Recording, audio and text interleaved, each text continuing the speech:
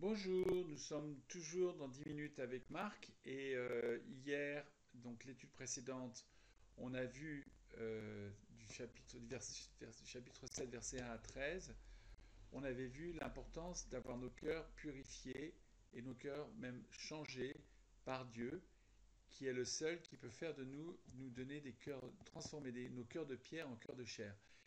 Et on a vu aussi que j'allais me coiffer, donc j'ai bien été chez le coiffeur.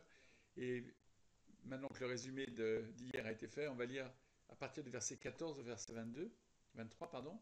Ensuite, Jésus appela toute la foule et lui dit, écoutez-moi tous et comprenez.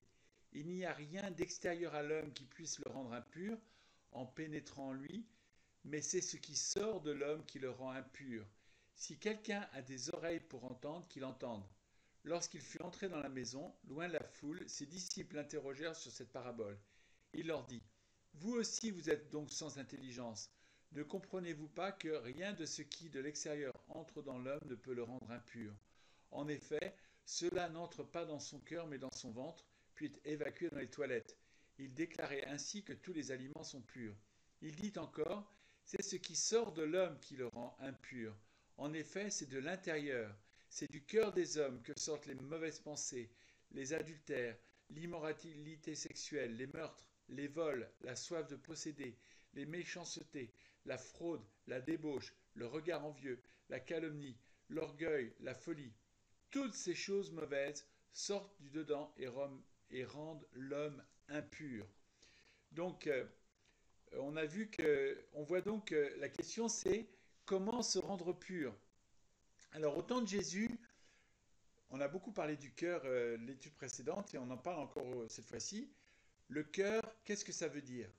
Le cœur, c'est le siège, le centre de toute vie physique et spirituelle, le centre et le siège de, de la vie spirituelle, l'âme ou l'esprit, le source et le siège de tous les désirs, l'envie, le but, les efforts. On peut dire c'est la personnalité, c'est la personne est dans le cœur. Et c'est comme ça que dans le contexte biblique, on voit le cœur. Et donc, la question, c'est comment est-ce qu'on transforme notre être intérieur, notre être le plus profond, notre personnalité la plus profonde. Et ce qu'on voit dans cette deuxième partie du chapitre, c'est que Jésus dit qu'on se rend pur en changeant l'intérieur et non pas en s'occupant de l'extérieur. Et du verset 20 à 23, Jésus explique que c'est ce qui sort de l'homme qui rend l'homme impur. C'est pas ce qui entre.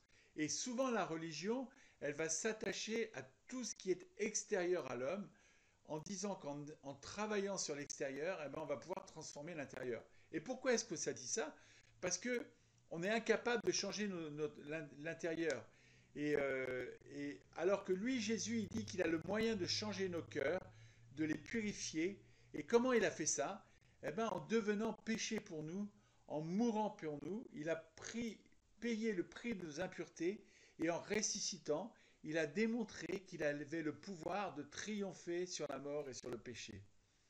Et donc, on voit que si notre être intérieur, notre cœur qui est mauvais, quels que soient nos efforts, il viendra un moment où nous ferons de mauvaises choses. Donc dire que c'est de l'extérieur que viennent les mauvaises choses, c'est faire tomber la responsabilité de nos mauvaises actions sur l'extérieur, sur les autres.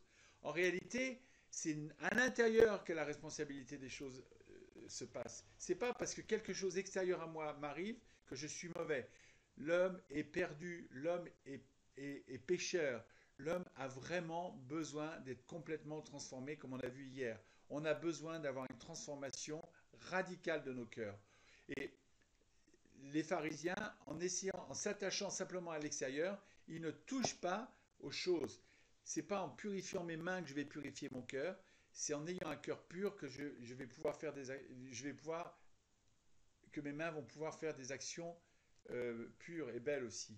Dans Luc, au verset 6, chapitre 6, verset 45, il est écrit, c'est Jésus qui parle, l'homme bon tire de bonnes choses du bon trésor de son cœur, et le méchant tire de mauvaises choses de son mauvais trésor, car c'est de l'abondance du cœur que la bouche parle.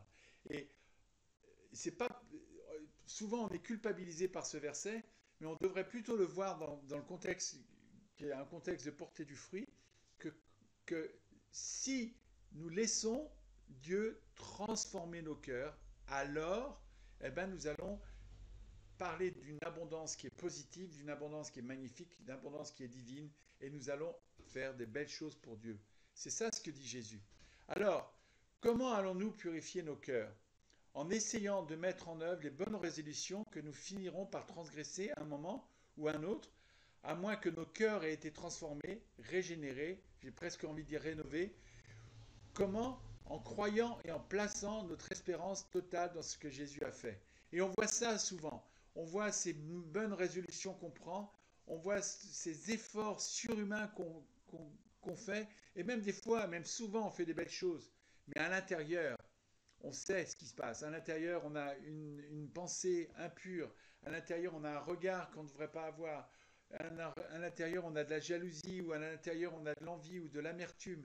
Et tout ça, même si ça gâche, ça gâche tout, parce que Jésus, parce que Dieu, lui, voit complètement, pleinement ce qui se passe dans le plus profond de nos êtres. Alors, quand je deviens chrétien, le combat contre le péché, le combat pour la purification de nos cœurs est bien sûr toujours d'actualité. Mais nous avons vu dans l'étude précédente que Dieu nous promettait de transformer nos cœurs de pierre en cœurs de chair.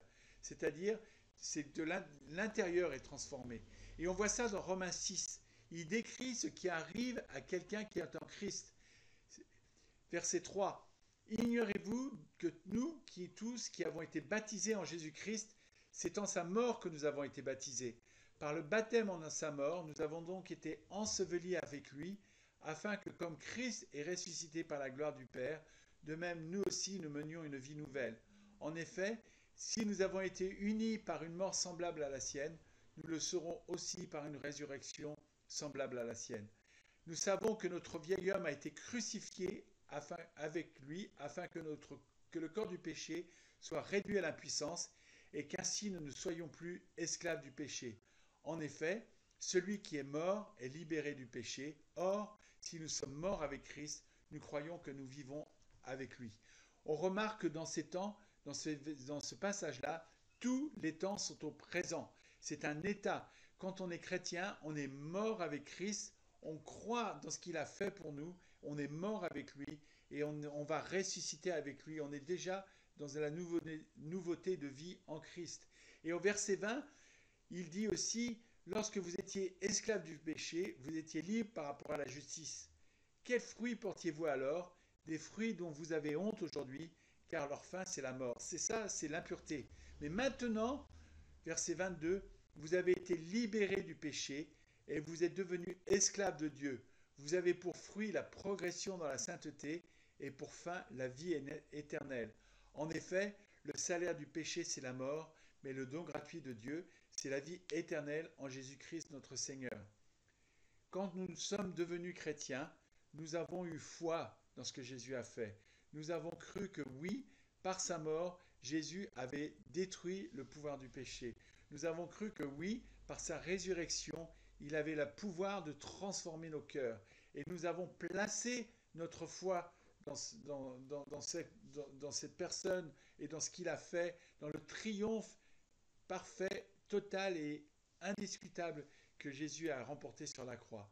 Alors, non, nous ne pouvons pas purifier nos cœurs en changeant nos vêtements, en changeant nos attitudes, en essayant d'avoir posé des actes religieux, mais nous pouvons changer nos cœurs en croyant que Jésus est mort pour nous et en croyant qu'il est ressuscité et que par sa mort et sa résurrection, Jésus s'est acquis un peuple qui aura le pouvoir de le suivre et de lui plaire pour l'éternité. C'est ça la vie chrétienne.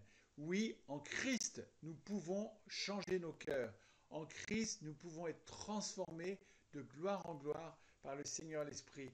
Et en Christ, grâce à ce qu'il a fait pour nous, nous pouvons pleinement le satisfaire et pleinement accomplir les œuvres qu'il veut qu'on accomplisse et nous pouvons le suivre jusqu'à la fin de nos jours. Que la gloire lui soit rendue au siècle des siècles. Amen.